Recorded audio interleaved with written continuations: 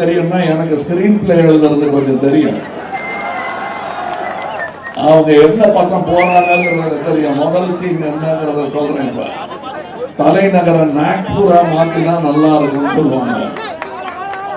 இதுல என்னத்துக்கு வெவ்வேறு மதங்கள் இந்த நாட்டுல எல்லாமே ஒரு மதமா இருந்துட்டா நல்லது தானுங்க அப்படின்னு ஒரு சாரரை டெமோக்ரஸிங்கிறதே என்னன்னா மென்டல் ஹாஸ்பிட்டல்ல போய் பிரெயின் எக்ஸாமின் பண்ணுவாங்க.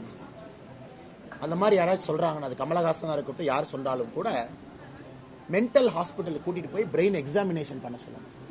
உண்மையாலுமே நல்லா இருக்காங்களா, ரெண்டு பிரெயினுமே, லெஃப்ட் பிரெயின் ரைட் பிரெயின் ரெண்டுமே ஃபங்க்ஷன் ஆகுதா, சுயநலவோட தான் இருக்காங்களா, சரியா சாப்பிட்றாங்களா அப்படின்னு பார்த்து மருத்துவ ஆலோசனை கமலஹாசன் ஐயா கொடுக்கணும். நல்ல ஒரு சைக்காட்டிஸ்டை கூட்டிட்டு போய் நல்ல மருத்துவ ஆலோசனை கமலஹாசன் அவங்களுக்கு கொடுக்கணும்.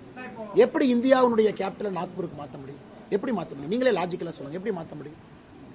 இந்தியாவுடைய winter capital, summer capital Chennai கொண்டு வாங்க, நான் அதை ஏத்துக்கிறேன். சென்னைக்கு ஒரு கேபிட்டலை கொண்டு வாங்க, சவுத்து கொண்டு வாங்க.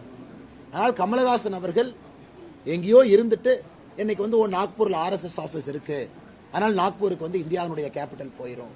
ஆனால் கமலஹாசன் அவர்கள் should get his head examined.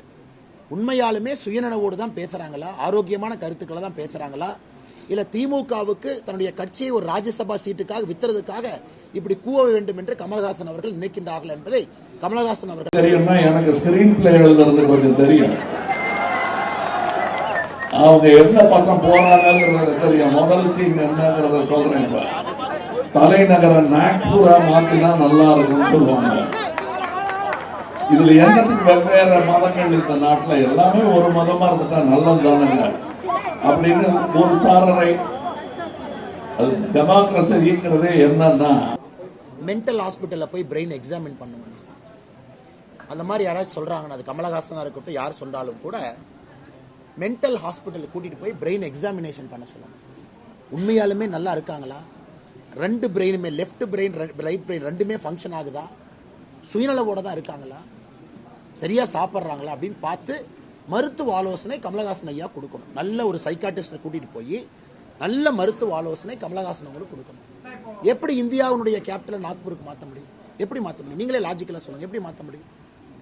இந்தியாவுடைய winter capital, summer capital Chennai கொண்டு வாங்க, நான் அதை ஏத்துக்கிறேன்.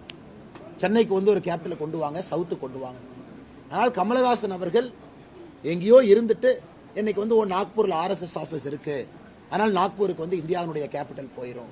ஆனால் கமலஹாசன் அவர்கள் should get his head examined.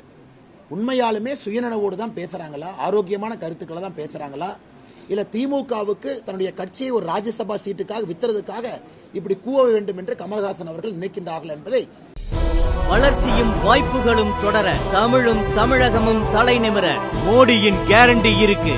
இனி பயம் எதற்கு?